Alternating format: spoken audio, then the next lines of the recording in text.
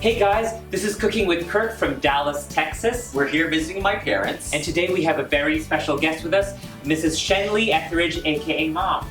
Hi, you too? And today we're going to show you how to make Chinese dumplings from scratch. We're going to blend a combination of my great-grandmother's recipe with modern conveniences, right Mom? Right, very good. The first step, to melt the dough. To start, we're going to take a food processor and add 2 cups of all-purpose flour and 1 teaspoon of salt, and pulse a couple of times. Then, take 3/4 cups of boiling water and add 1 teaspoon of sesame oil or vegetable oil if you don't have sesame oil. Then, slowly add this hot water oil mixture to the flour in a steady stream while pulsing. Continue pulsing until all the flour has come together into a ball. Have 1/4 cup of boiling water reserved on the side and keep adding this boiling water 1 teaspoon at a time, up to 1/4 cup of water as needed, until all the flour comes together. Then sprinkle flour onto a clean surface, place the dough on it, and knead it for about 30 seconds to 1 minute till it becomes smooth but very pliable. It shouldn't stick to your fingers, and it should bounce back slowly when you press it with your fingers. Sprinkle some flour in a bowl, transfer the dough into it, and cover with plastic wrap. We're going to let this rest at room temperature for 1 to 3 hours. The traditional way is used by hand, but the food process is easier. That's right. While the dough is resting, we're going to make the filling. Using a glass or metal bowl, add in 3/4 pound of ground pork, half a head of Napa cabbage minced, 1 tablespoon of minced garlic, 2 teaspoons of minced ginger, half a teaspoon of salt, 4 scallions, both the green and white parts minced, 2 tablespoons of soy sauce, 2 tablespoons of sesame oil, 1 tablespoon of rice wine, 1 teaspoon of cornstarch, half a teaspoon of ground white or black pepper, 1 egg, and finally 2 tablespoons of cilantro minced. Thoroughly mix this together by hand and set it aside. 我奶奶常蔬菜在水饺里面，这样我们可以吃蔬菜。The next step is to make the individual wrappers.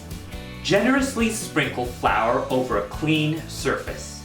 Then roll out the dough till it's very thin, about 1/8 of an inch thick. Sprinkle flour on the dough as well to prevent it from sticking to the rolling pin as needed. Then take a circular cookie cutter or glass that's 3.5 inches in diameter and cut out circles. Take the leftover dough, knead it as necessary to make a smooth, uniform ball again. Roll it out again, like before, and repeat making more circles. Continue doing this until you've used up all the dough. This dough should make about 24 to 30 wrappers, depending on how thin or thick the dough was rolled. Before putting the dumplings together, Mom is going to show us a final step on finishing the wrappers. The side need thinner than the middle. 所以你现在用擀面杖来回的擀到中间厚，旁边薄，这样就可以了。像这样。When all wrapper is done, we put the dumpling together. Take each wrapper in your palm and add about 1.5 tablespoons of filling in the middle. You need more in that one, otherwise you won't have enough meat. It will be a wrapper. You can pull on the skin a little bit before crimping. Then bring the 2 opposite ends together and crimp. Then take the middle of one of those loose ends and bring it in towards the filling and crimp.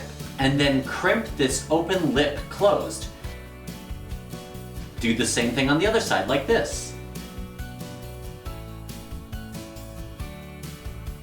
And look who's joined us. From our mashed potato balls episode, Mr. Lee Etheridge has returned. Hi you two, good to see you. Make the dumpling easier is the whole family helps. Mommy, how's this look? Good, it's very good. Oh, thank you. And we do have to work as fast as possible because the wrappers tend to dry up pretty quickly.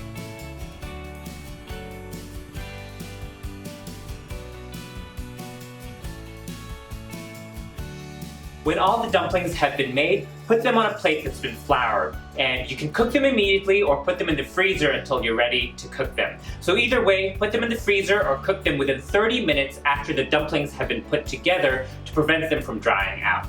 Fill a saucepan 3/4 full with water. Wait for the water to boil, then put the dumplings in the pan.